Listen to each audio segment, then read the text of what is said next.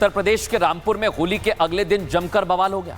यहां दो पक्ष आमने सामने आ गए। बवाल इतना बढ़ गया कि बीच बचाव करने आई पुलिस पर भी पथराव कर दिया। रामपुर के मथुरापुर खुर्द गांव में दो पक्ष डीजे बजाने को लेकर आपस में भिड़ गए। एक पक्ष पहले से डीजे बजा रहा था, दूसरा पक्ष अपना डीजे लेकर आ गया और इसी पर विवाद खड़ा हो गया। रामपुर में होली के रंग में भंग पड़ते देर नहीं लगी जब डीजे बजाने का विवाद मारपीट और पथराव तक पहुंच गया। झड़प की जानकारी मिलते ही पुलिस की टीम वहां पहुंची, लेकिन ये लोग इस कदर बेकाबू हुए थे कि पुलिस वालों सुनने को तैयार नहीं दिखे। एक दूसरे से हाथापाई करते रहे, नोकझोंक बराबर जारी रही। ऐसे में पुलिस ने कुछ लोगों को हिरासत में लिया तो उनके साथ के लोग बीच बचाव में उतर आए। पुलिस वालों पर भी हमला कर दिया गया। पुलिस वाले हंगामा कर रहे लोगों को शांत कराते दिखाई दिए, लेकिन इन लोगों ने एक दूसरे से भिड़ंत जारी रखी। इस दौरान फायरिंग भी हुई और जमकर पत्थरबाजी भी की गई। दो पक्षों में झगड़ा हो गया, दोनों पक्षों ने पथराव किया है। कुछ लोग इंजर्ड हुए हैं, उनको इलाज के लिए डिस्ट्रिक्ट हॉस्पिटल भेज दिया गया है। जो दोषी हैं उनको चिन्हित करने की, अभियोग पंजीकृत करने की कार्रवाई की जा रही है। जितने लोग भी दोषी होंगे उनके विरुद्ध अत्यंत सख्त कार्रवाई की जाएगी। दोनों ओर से फायरिंग और पत्थरबाजी के दौरान 3 लोगों को छर्रे लगे, जिन्हें रामपुर के जिला अस्पताल में भर्ती किया गया। बताया जा रहा है कि कुछ लोग राजू राजपूत नाम के एक शख्स के घर पर चढ़ गए थे। वहीं से उन्होंने दूसरे पक्ष के लोगों पर पत्थर बरसाए और फायरिंग की। आज रिपब्लिक भारत की टीम उसी घर में पहुंची। उस वक्त क्या हुआ था, उन हालात को जानने की कोशिश की।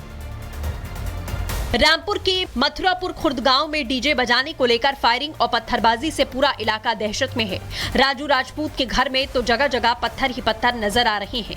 घर के फर्श से लेकर दीवारें झड़प की पूरी कहानी को बयां कर रही है।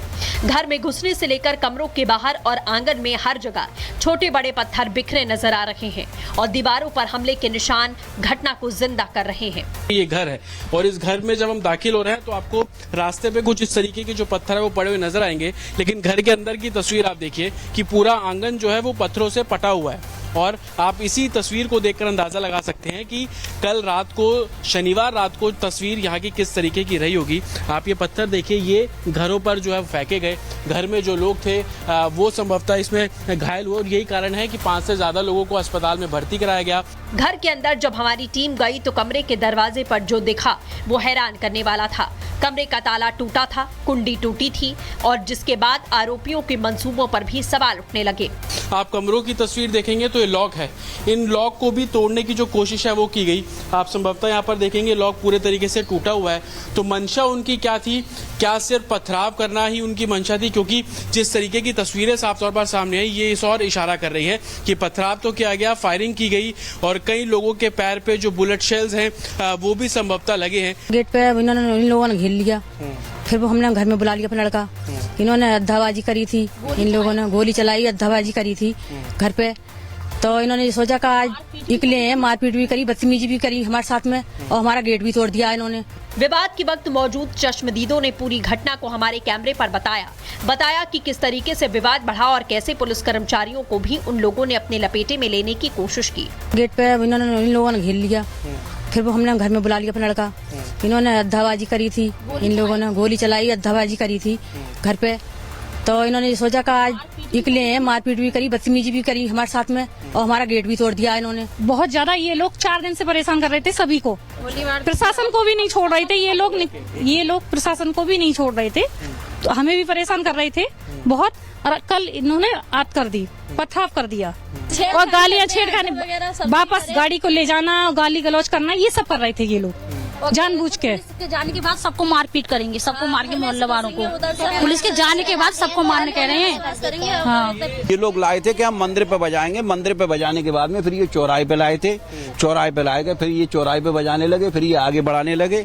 तभी पुलिस आ गई। फिर पुलिस आई तो इन लोगों ने पुलिस से भी मान लो भिड़ने को तैयार हो गए।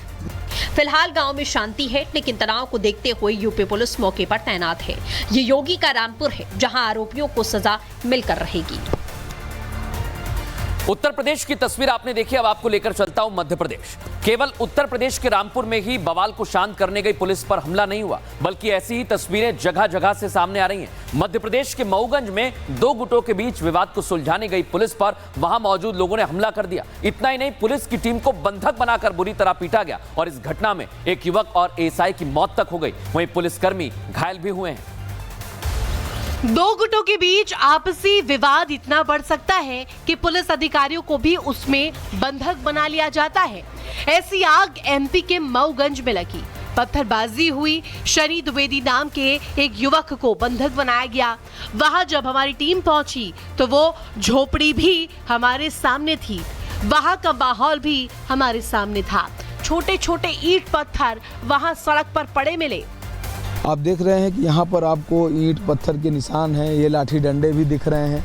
हालांकि ये छोटा सा किराना का दुकान भी है, इसमें कुछ सामान भी मिलते हैं। और लेकिन कल का जो दिन था, यानी कि होली के अगले दिन 15 तारीख को यहाँ पर जिस तरह से खून खराबे की बात आई सामने, वह पूरे गांव में एक सनसनी फैला दी है। और यहाँ पर कर्फ्यू जैसा माहौल है। गाँव में पुलिस की संख्या दिख रही है, लगातार पुलिस बदली जा रही है। या तो पुलिस है या तो यहाँ पर पत्रकार हैं, और कोई भी नागरिक यहाँ दिख नहीं रहा है। इस घटना के बाद से इलाके का माहौल तनावपूर्ण दिखाई दे रहा है। पूरा इलाका छावनी में तब्दील दिखाई दे रहा है।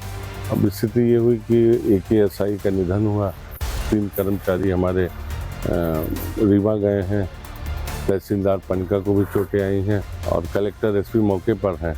ऐसी स्थिति में अभी तो जो मैं बता पाऊंगा ये कि स्थिति नियंत्रण में है, लेकिन जो होना था बहुत ही दुखद हुआ। इस घटना पर राज्य के मुख्यमंत्री मोहन यादव ने ट्वीट कर दुख जताया और डीजी पुलिस को आरोपियों के खिलाफ कड़ी से कड़ी कार्रवाई करने के निर्देश दिए। मऊगंज में भारी पुलिस बल तैनात कर दिया गया है। रीवा जिले के पुलिस बल की भी तैनाती यहां पर की गई है। एसएएफ से अतिरिक्त बल भेजा गया है। प्रभारी IG Rewa range, collector, SP, ASP की तैनाती की गई है और बवाल वाले इलाके में धारा 163 लागू कर दी गई है। पुलिस लगातार वहां पर पेट्रोलिंग भी कर रही है। पुलिस ने कुछ लोगों को हिरासत में भी ले लिया है और उनसे पूछताछ की जा रही है। अब दर्शकों, एक और खबर आपको दिखाता हूं।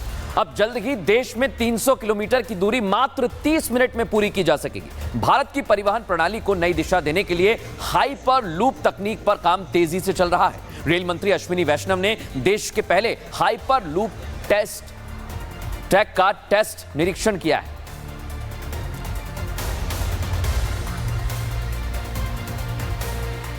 और ये ट्रैक कैसे काम करेगा आपको बताता हूं दर्शकों। ये ट्रैक करीब 422 मीटर लंबा है। इसमें 1000 किलोमीटर प्रति घंटे की रफ्तार से ट्रेन दौड़ सकती है। अभी जो पॉट तैयार डिजाइन किया गया है उसकी परिवहन क्षमता 1000 किलो है। हाइपरलूप तकनीक में खंभों के ऊपर ट्रांसपेरेंट ट्यूब बिछाई जाती है। इसके अंदर एक लंबी सिग्नल बोगी हवा में तैरते हुए चलती है। अगर से तकनीक से 300 किलोमीटर की दूरी मात्र 30 मिनट में तय की जा सकेगी। यानी आप दिल्ली से जयपुर की दूरी कम समय में तय कर पाएंगे। अब आप सोचिए दर्शकों कि आप इतनी कम दूरी इतने कम समय में पूरी करेंगे तो ये मील का पत्थर साबित होगी।